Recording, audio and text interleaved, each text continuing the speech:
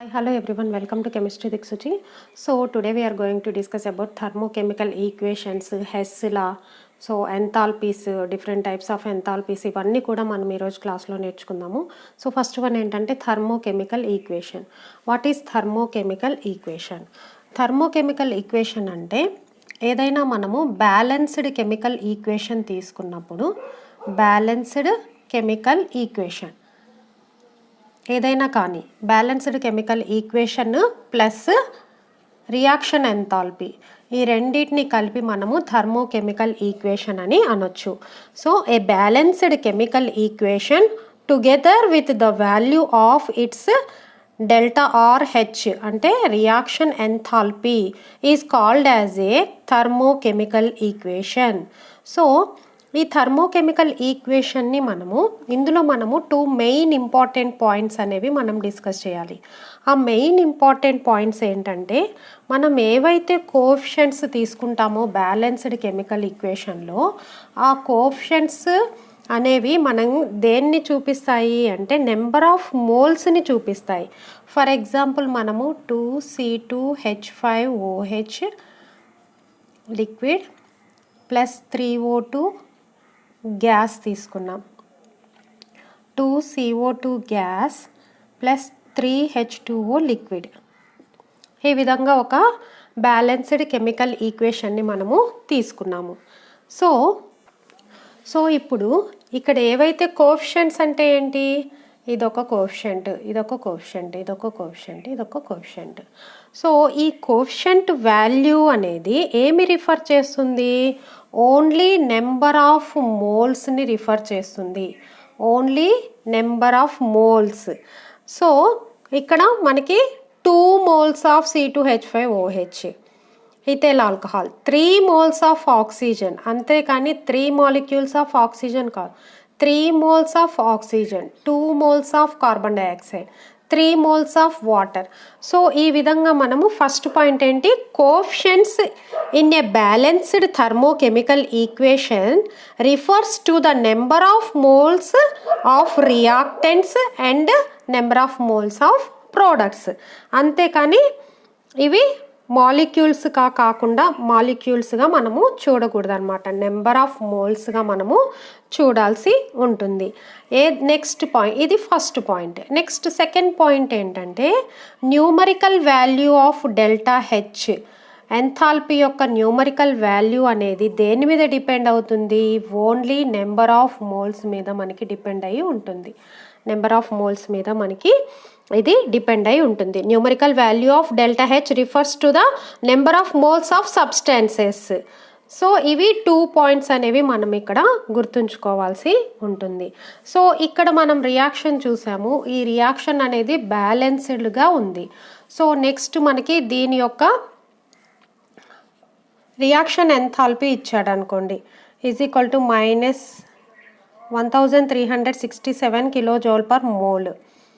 So ఇక్కడ మనకి reaction అనేది బ్యాలెన్స్డ్గా ఇచ్చారా లేదా?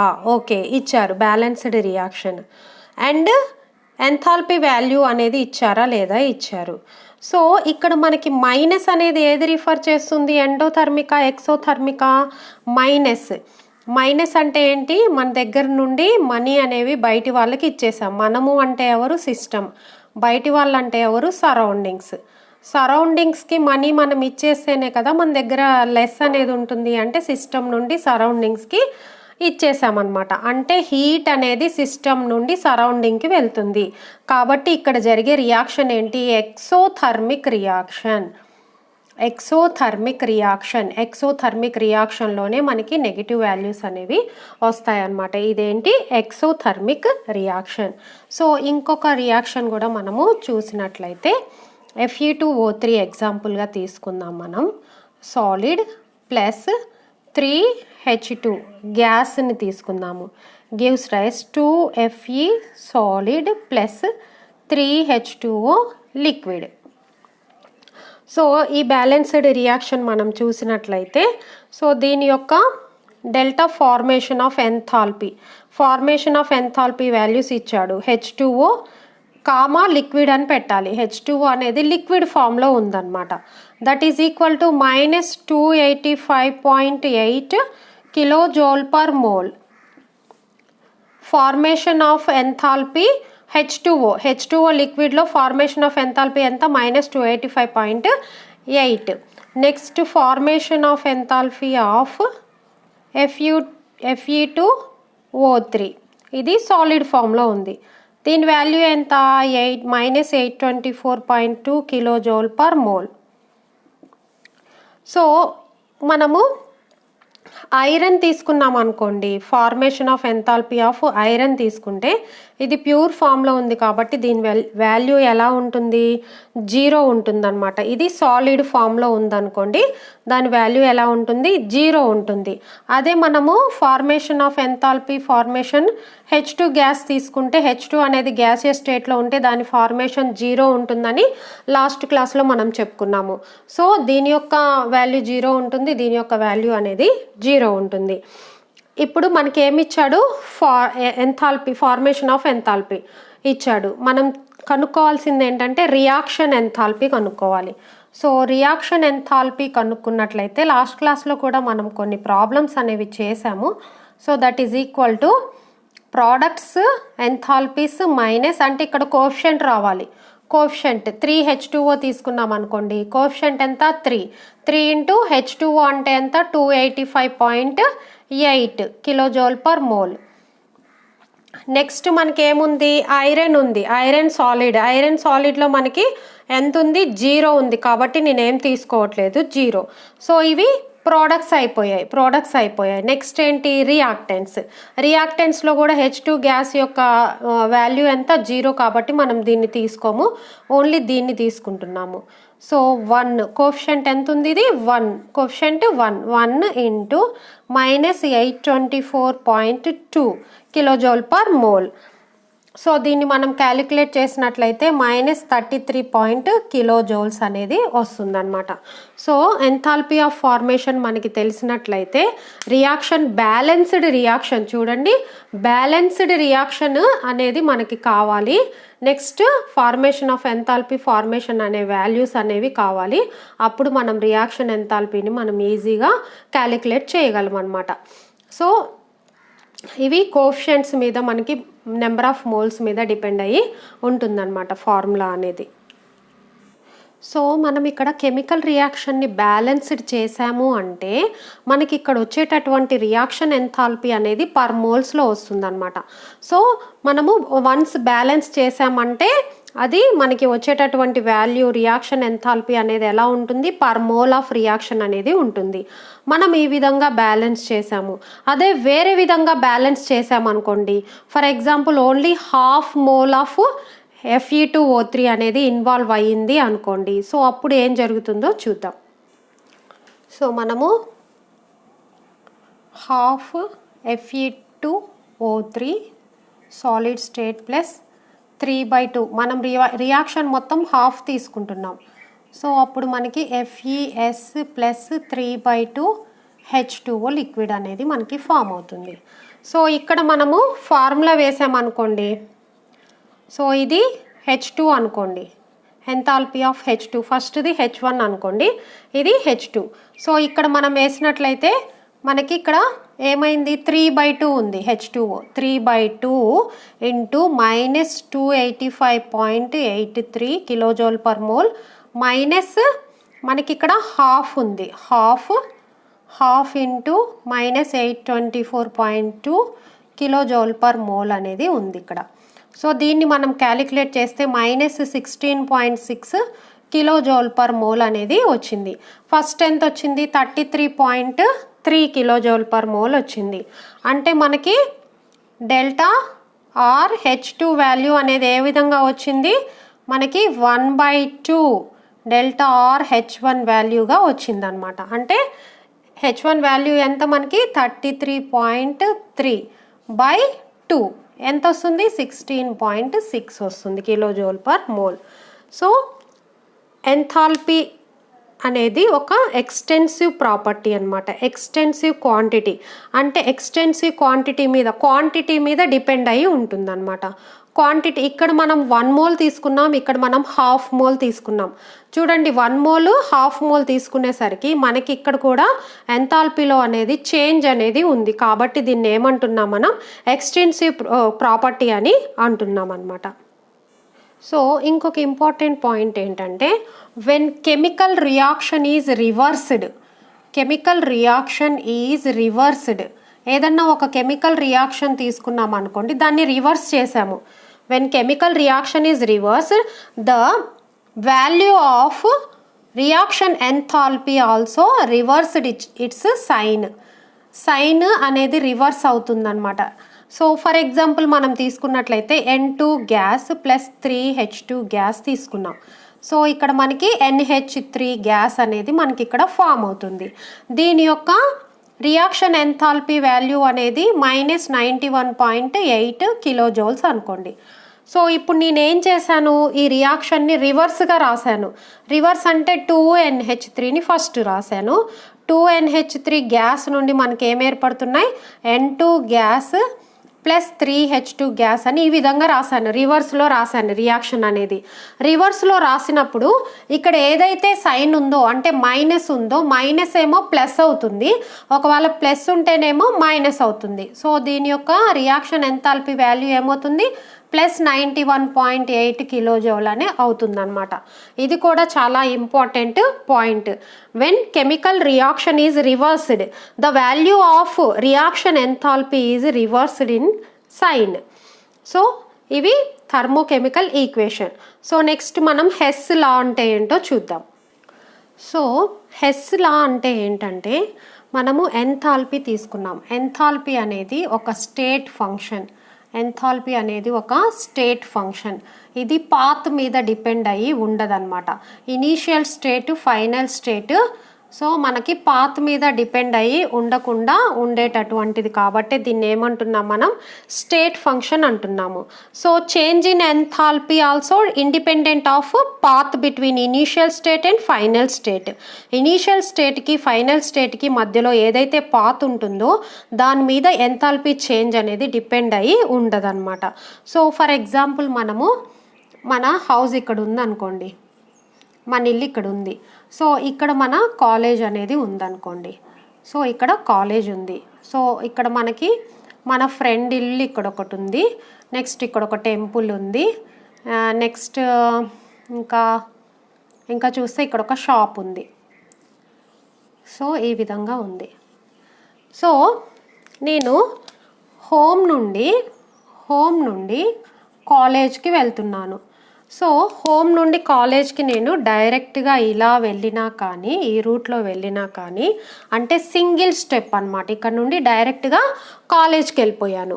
లేదు ఫ్రెండ్ దగ్గరికి వెళ్ళి, టెంపుల్ దగ్గరికి వెళ్ళి, షాప్కి వెళ్ళి, కాలేజ్కి వెళ్ళాను. సో ఇలా మల్టిపుల్ స్టెప్స్లో వెళ్ళినా కానీ ఎంథాల్పీ చేంజ్ అనేది దీంట్లో ఏ మార్పు ఉండదన్నమాట. అంటే whether the reaction is same అక్కర్ in one step are several steps. ఎన్ని స్టెప్స్, సిరీస్ ఆఫ్ స్టెప్స్ అయినా అయి ఉండొచ్చు, లేదంటే వన్ స్టెప్ అయినా అయి ఉండొచ్చు. సో ఇలా ఉన్నా కానీ enthalpy change of the reaction అనేది సేమ్గా ఉంటుంది. Enthalpy change of the reaction అనేది ఎలా ఉంటుంది, సేమ్ ఉంటుందన్నమాట. వన్ స్టెప్లో వెళ్ళినా, డిఫరెంట్ సెవరల్ స్టెప్స్లో వెళ్ళినా కానీ ఎంథాల్పీ చేంజ్లో ఎటువంటి మార్పు అనేది ఉండదు. సో ఇది మన ఇనీషియల్ స్టేజ్ అనుకోండి, ఇనీషియల్ స్టేజ్, ఇది ఫైనల్ స్టేజ్ అనుకోండి. ఇనీషియల్ స్టేజ్ నుండి ఫైనల్ స్టేజ్కి ఒక రియాక్షన్ అనేది జరుగుతుంది. సో ఈ రియాక్షన్ అనేది డైరెక్ట్గా ఫైనల్ స్టేజ్కి వెళ్ళినప్పుడు ఉండేటటువంటి ఎంథాల్పీ చేంజ్ అనేది, so step by step final స్టేజ్కి చేరింది అనుకోండి. వీటన్నిటి యొక్క ఎంథాల్పీ, వీటన్నింటినీ సమ్ చేస్తే వచ్చేటటువంటి ఎంథాల్పీకి దీనికి మనకి ఎటువంటి డిఫరెన్స్ అనేది ఉండదన్నమాట, సేమ్గా ఉంటుంది. సో దీనినే మనం ఏమంటున్నాం, ఈ లాని ఏమంటున్నాం, హెస్ లా అని అంటున్నాము. సో నువ్వు ఇంటి దగ్గర నుండి డైరెక్ట్ కాలేజ్ కన్నా వెళ్ళు, లేదంటే ఫ్రెండ్ ఇంటికి వెళ్ళి, టెంపుల్కి వెళ్ళి, షాప్కి వెళ్ళి, కాలేజ్ కన్నా వెళ్ళు, నాకేం సంబంధం లేదు, ఎంథాల్పీ చేంజ్ అనేది డిఫరెంట్ అనేది ఉండదు అని ఎవరు చెప్పారు, హెస్ లా చెప్పారు. ఇలా చెప్పలేదు. ఎలా చెప్పారు, enthalpy change for a reaction is the same whether it is occur in one step or series of steps అని చెప్పారు. ఎవరు చెప్పారు?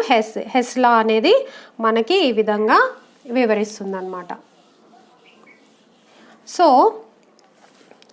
total enthalpy change for a reaction is same whether the reaction takes place in a single step or several steps. So మనం దీనికి ఒక example చూద్దాము. Example చూసి మనం డిస్కస్ చేద్దాం. సో ఫర్ ఎగ్జాంపుల్ మనము కార్బన్ గ్రాఫైట్ తీసుకుందాం. గ్రాఫైట్ సో ఇది సాలిడ్ స్టేట్లో ఉంటుంది. ప్లస్ O2 CO2 గ్యాస్ అనేది మనకి వచ్చిందనమాట. సో దీని యొక్క ఎంథాల్పీ ఎంత అనేది మనము క్యాలిక్యులేట్ చేయాలి.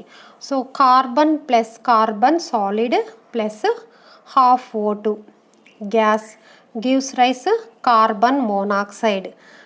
దీని యొక్క ఎంథాల్పీ ఎంత ఉంటుంది? Is equal to -110.5 kilojoules.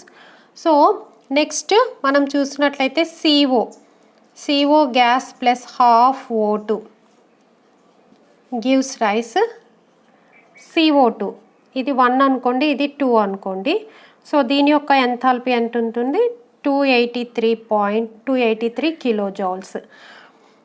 So ఇప్పుడు మనము కార్బన్ ఆక్సిజన్ ఈ రెండు కలిసినప్పుడు ఏర్పడేటటువంటి CO2 గ్యాస్ యొక్క ఎంథాల్పీ అనేది ఏ విధంగా ఉందో చూద్దాం. సో ఈ రెండు రియాక్షన్స్ని మనం తీసుకున్నట్లయితే సో ఈ రెండింటిని మనం సబ్స్ట్రాక్షన్ చేసినట్లయితే సో CO గ్యాస్ అనేది పోతుంది. మనకి ఏం మిగిలింది చూడండి, carbon graphite solid state plus half O2 ఈ రెండింటిని మనం యాడ్ చేస్తున్నాం. హాఫ్ O2 ఏమవుతుంది? O2 హాఫ్ O2 ఏమవుతుంది? O2 అవుతుంది. నెక్స్ట్ మనకి ఏం మిగిలింది? CO2 అనేది మిగిలింది. సో ఈ రెండింటిని కూడా మనము యాడ్ చేస్తున్నాం. యాడ్ చేసినప్పుడు డెల్టా H3 వాల్యూ అనేది వచ్చింది. సో ఇక్కడ ఈ రెండింటిని యాడ్ చేసినప్పుడు ఈ డైరెక్ట్ రియాక్షన్ యొక్క ఎంథాల్పీ అనేది మనకి వస్తుంది -393.5 కిలోజౌల్స్. ఈ విధంగా మనము క్యాలిక్యులేషన్స్ అనేవి చేయాలి. మనకు కావాల్సింది ఏంటి? దీని యొక్క ఎంథాల్పీ కావాలి.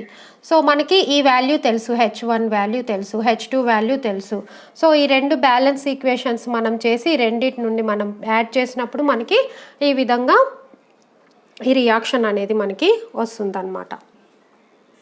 సో మనం జనరల్గా ఒక రియాక్షన్స్ చూసినట్లయితే ఫర్ ఎగ్జాంపుల్ ఏ నుండి మనకి డైరెక్ట్గా B అనేది ప్రోడక్ట్ అనేది ఏర్పడుతుంది. దీని యొక్క రియాక్షన్ ఎంథాల్పీ H అనుకోండి. అదే రియాక్షన్ అనేది ఇక్కడ మనకి ఫస్ట్ C ఏర్పడుతుంది, తర్వాత D ఏర్పడుతుంది, D నుండి B ఏర్పడుతుంది. సో దీన్ని మనము రియాక్షన్ ఎంథాల్పీ H1 అనుకోండి, రియాక్షన్ ఎంథాల్పీ H2 అనుకోండి, రియాక్షన్ ఎంథాల్పీ H3 అనుకోండి. సో ఇక్కడ ఏమో A నుండి B ప్రోడక్ట్స్ అనేవి డైరెక్ట్గా ఏర్పడుతున్నాయి. సో ఇక్కడ ఏం ఏర్పడుతుంది? ఏ నుండి ఫస్ట్ C ఏర్పడుతుంది, C నుండి D ఏర్పడుతుంది, D నుండి B ఏర్పడుతుంది. సో ఈ విధంగా ఇక్కడ ఒక ఎంథాల్పీ, ఇక్కడ ఒక ఎంథాల్పీ, ఇక్కడ ఒక ఎంథాల్పీ అనేది మనకు వచ్చింది. సో ఓవరాల్గా మనకి డైరెక్ట్గా ఏదైతే రియాక్షన్ ఎంథాల్పీ ఏదైతే ఉందో దట్ ఈజ్ ఈక్వల్ టు ఏం రాసుకోవచ్చు? H1 + H2 + H3 అని రాసుకోవచ్చు. So reaction enthalpy of H1 plus reaction enthalpy of H2 plus reaction enthalpy of H3 అని రాసుకోవచ్చు అనమాట. సో ఇన్ జనరల్గా ఏమంటున్నామంటే మనము టోటల్ ఓవరాల్ రియాక్షన్లో ఎంథాల్పీ అనేది ఏ విధంగా ఉంటుందంటే మనకి ఏవైతే స్టెప్స్లో ఏర్పడిన ఎంథాల్పీస్ ఉంటున్నాయో ఆ ఎంథాల్పీస్ అన్నీ కూడా మనం కలిపినప్పుడు మనకి రియాక్షన్ ఎంథాల్పీ అనేది మనకి వస్తుందన్నమాట. సో ఇక్కడ ఎంత వాల్యూ వస్తుందో ఈ మూడింటిని కలిపితే కూడా సేమ్ వాల్యూ అనేది మనకి ఇక్కడ వస్తుంది. సో దీనికి మనము ఒక ఎగ్జాంపుల్ చూద్దాం.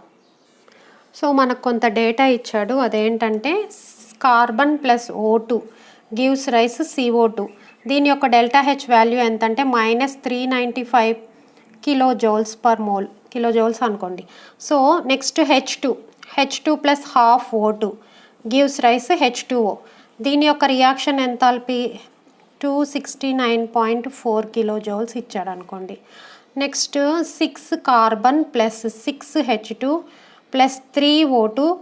So 6 C6 H12 O6. దీని యొక్క ఎంథాల్పీ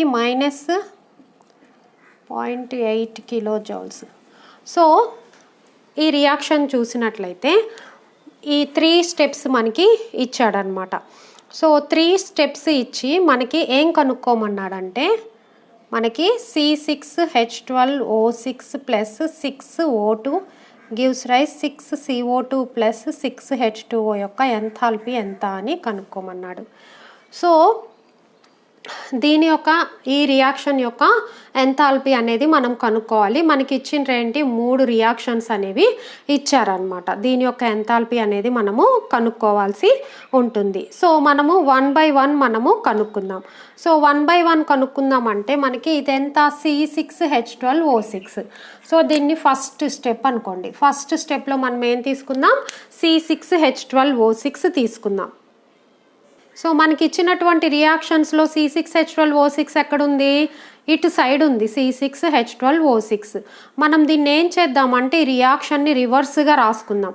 రివర్స్గా రాసుకున్నప్పుడు ఇంతకు ముందే చెప్పాను కదా, దీని యొక్క సైన్ అనేది చేంజ్ అవుతుందన్నమాట. సో మనం రాసుకుందాము C6H12O6 gives rise 6C plus 6H2 plus 3O2. దీని యొక్క సైన్ ఏమవుతుంది, డెల్టా హెచ్ వాల్యూ ఏమవుతుంది, ప్లస్ 1169.8 అవుతుంది అనమాట. సో నెక్స్ట్ మనం ఏం చేద్దాము, సో ఇక్కడ మనకి O2 ఉంది. O2 యొక్క వాల్యూ అనేది 0 ఉంటుంది కదా, మనకి తెలుసు కదా O2 యొక్క వాల్యూ అనేది 0 ఉంటుంది. కాబట్టి మనం దీన్ని నెగ్లెక్ట్ చేస్తున్నాం. నెక్స్ట్ ఏముంది, ఇక్కడ 6CO2 ఉంది. 6CO2 ఉంది, కానీ మనకి ఎన్ని CO2లు ఉన్నాయి, 1 mole ఆఫ్ CO2 మాత్రమే ఉంది. కానీ మనకు కావాల్సిందంట 6CO2. కాబట్టి మనం ఇక్కడ ఏం యాడ్ చేద్దాము, ఇక్కడ 6 యాడ్ చేద్దాం. 6 into C. So C6 plus 6 into O2. So 6 into O2 అంటే మనము 6 అంటే మనకి ఆక్సిజన్లు ఎన్ని ఉన్నాయి, 2 ఉన్నాయి కాబట్టి సో 6 into మనం ఆక్సిజన్స్ 2 తీసుకుంటున్నాం కాబట్టి 6/2 అవుతుంది. అప్పుడు ఏమవుతుంది, 3 అవుతుంది అనమాట. కాబట్టి C6 3O2 గివ్స్ రైస్ 6, ఇక్కడ 6O2 గివ్స్ రైస్ 6CO2 అవుతుంది అనమాట. సో ఇది మోల్స్ కదా, 6C plus 6O2. So 6CO2 అవుతుంది. దీని యొక్క వాల్యూ ఎంత మనకి 395 కిలో జౌల్స్. కానీ మనం ఏం చేసాం, మల్టిప్లై విత్ 6 చేసాం కదా, ఇక్కడ మల్టిప్లై విత్ 6.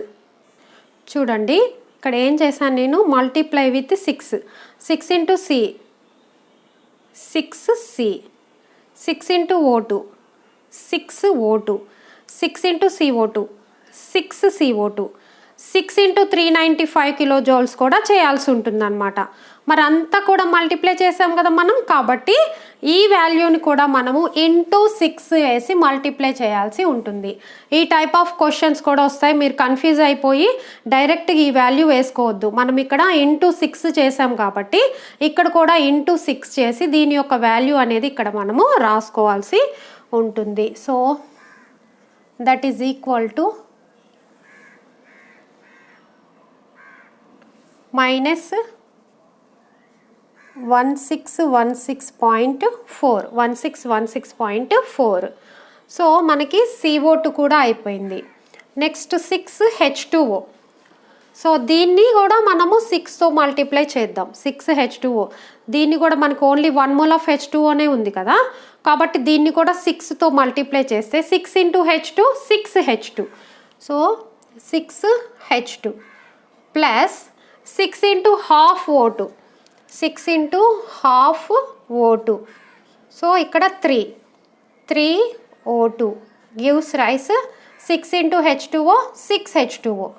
దీన్ని కూడా మనం ఏం చేయాలి, 6 తోటి మల్టిప్లై చేయాల్సి ఉంటుంది.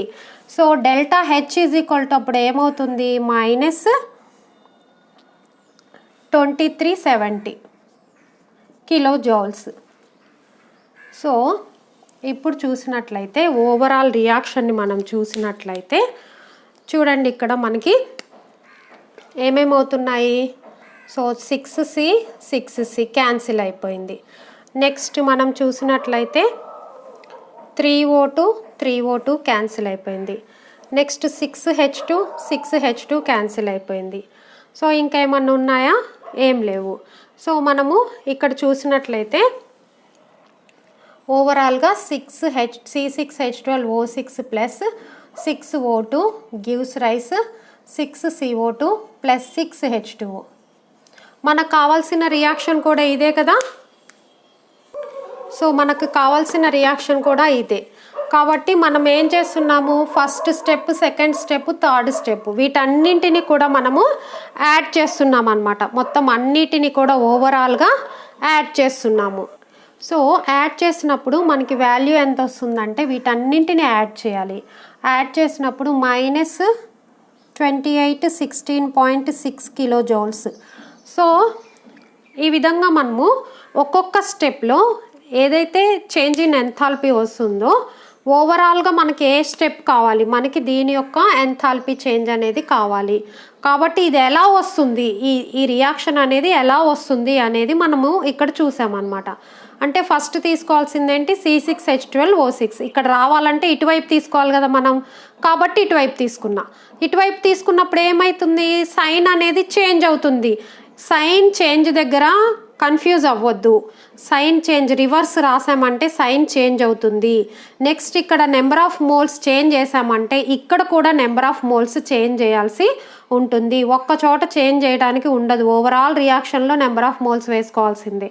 సో ఆ రెండు పాయింట్స్ మీరు గుర్తుపెట్టుకొని ప్లస్ మైనస్ సైన్స్ దగ్గర ఎడిషన్ అనేది ఏ విధంగా చేయాలి అనేది గుర్తుపెట్టుకుంటే ఈ ప్రాబ్లమ్స్ అనేవి ఈజీగా సాల్వ్ చేయొచ్చు అనమాట.